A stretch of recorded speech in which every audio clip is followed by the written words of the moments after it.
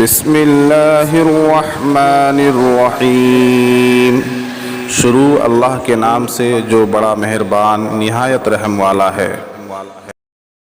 السلام علیکم ورحمۃ اللہ وبرکاتہ۔ ناظرین کرام، اس ویڈیو میں ہم جانیں گے کہ اسرائیل کی تاریخی حقیقت کیا ہے۔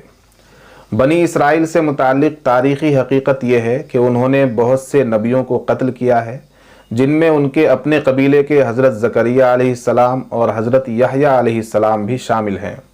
حضرت ابراہیم علیہ السلام کے بڑے بیٹے حضرت اسماعیل علیہ السلام تھے اور چھوٹے بیٹے حضرت اسحاق علیہ السلام تھے۔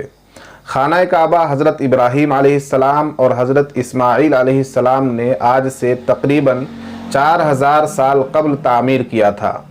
البتہ روایات سے پتہ چلتا ہے کہ اسی جگہ پر سب سے پہلے حضرت آدم علیہ السلام نے خانہ کعبہ تعمیر کیا تھا۔ حضرت ابراہیم علیہ السلام نے فلسطین کے علاقہ بیت المقدس میں بھی عبادت گاہ بنائی۔ حضرت اسحاق علیہ السلام بھی وہاں عبادت کرتے رہے، مگر حج کے لیے وہ ہمیشہ مکہ مکرمہ میں واقع خانہ کعبہ میں جاتے تھے۔ حضرت اسحاق علیہ السلام کے بیٹے حضرت یعقوب علیہ السلام تھے۔ اسرائیل حضرت یعقوب علیہ السلام کا لقب تھا۔ اسرائیل کے معنی ہے عبداللہ، یعنی اللہ کا بندہ۔ بنی اسرائیل ان کی اولاد کو کہا جاتا ہے۔ حضرت یعقوب علیہ السلام کے بیٹے حضرت یوسف علیہ السلام تھے، جو مصر کے بادشاہ بنے۔ بنی اسرائیل میں پھر حضرت موسیٰ علیہ السلام مصر میں پیدا ہوئے۔ ان کے بعد حضرت داؤد علیہ السلام صحرائے سینائی کے علاقے میں پیدا ہوئے، جو بعد میں فلسطین چلے گئے۔ جب حضرت داؤد علیہ السلام نے انتہائی طاقتور دیو ہیکل یعنی جالوت کو اللہ کی نصرت سے غلیل سے پتھر مار کر گرا دیا، تو فلسطین کے بادشاہ سول نے حسب وعدہ ان کی شادی اپنی بیٹی مشل سے کر دی۔ سول کے مرنے کے بعد حضرت داؤد علیہ السلام فلسطین کے بادشاہ بنے۔ حضرت داؤد علیہ السلام کی وفات کے بعد ان کے بیٹے حضرت سلیمان علیہ السلام فلسطین کے بادشاہ بنے۔ اللہ سبحانہ و تعالیٰ نے ہوا، جن اور ہر قسم کے جانور حضرت سلیمان علیہ السلام کے تابع کر دیے تھے۔ قبل مسیح 961 سے قبل مسیح 922 کے دوران حضرت سلیمان علیہ السلام نے جنوں کی مدد سے مسجد اقصیٰ اسی جگہ پر تعمیر کروائی جہاں حضرت ابراہیم علیہ السلام نے عبادت گاہ تعمیر کرائی تھی۔ 586 قبل مسیح میں یہ ریاست 2 حصوں میں تقسیم ہو گئی۔ جنوبی علاقے پر بابل کے لوگوں نے قبضہ کر کے عبادت گاہ مسمار کر دی اور بنی اسرائیل کو وہاں سے نکال کر اپنا غلام بنا لیا۔ اس کے 200 سال بعد بنی اسرائیل واپس آنے شروع ہوئے اور انہوں نے اپنی عبادت گاہ تعمیر کی، مگر اس جگہ نہیں جہاں حضرت سلیمان علیہ السلام نے عبادت گاہ بنوائی تھی۔ 333 قبل مسیح میں سکندر اعظم نے اسے یونان کی سلطنت میں شامل کر کے بنی اسرائیل کو وہاں سے نکال دیا۔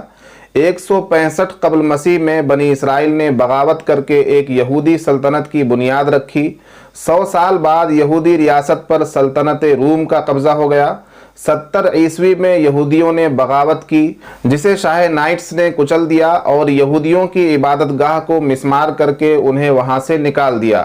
روم کے بادشاہ حیدریہ نے یہودیوں کو شروع میں بیت المقدس آنے کی اجازت دی، لیکن بغاوت کرنے پر بیت المقدس کے شہر کو مکمل طور پر تباہ کر کے یہودیوں کو غلاموں کے طور پر بیچ کر شہر بدر کر دیا اور ان کا واپس بیت المقدس آنا ممنوع قرار دے دیا گیا۔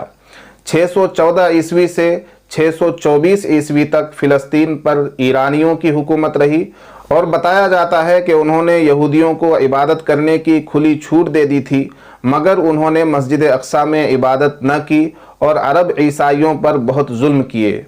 اس کے بعد بازنطینی حکومت آئی، جس نے 636 عیسوی میں مذہبی پیشوا کے کہنے پر بغیر جنگ کے حضرت عمر رضی اللہ عنہ کو محافظ اور امن کا پیامبر قرار دے کر بیت المقدس ان کے حوالے کر دیا۔